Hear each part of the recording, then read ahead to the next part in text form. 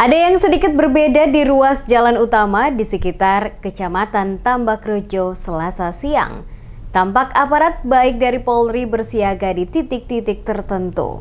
Kegiatan ini merupakan rangkaian kegiatan pengamanan rute Jalan Wakil Gubernur Jatim bersama rombongan yang akan ke lokasi desa sasaran TMMD.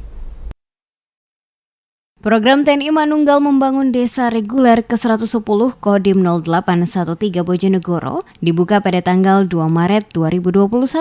Mengingat kunjungan dari Wakil Gubernur Jawa Timur bersama Forkopimda di lokasi desa sasaran membuat anggota Polri lakukan pengawalan rute dengan ketat. Bersama dengan anggota Polsek Tambakrejo dan Linmas Desa Ngerancang maupun Desa Jatimulyo, melakukan penjagaan sepanjang rute jalan menuju lokasi sasaran TMMD.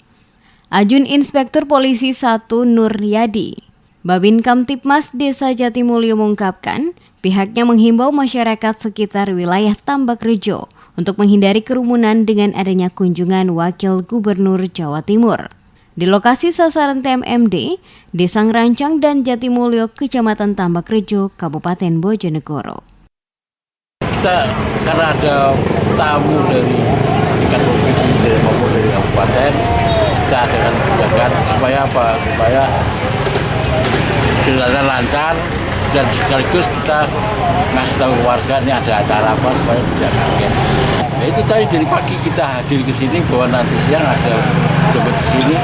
Walaupun tiap hari kita lakukan penertiban itu, tapi kan ini lain karena mau dari pagi-pagi jam 6 kita sudah mulai, sehingga dengan waktu beliau datang siang ini masyarakat sudah lagi sudah gampang.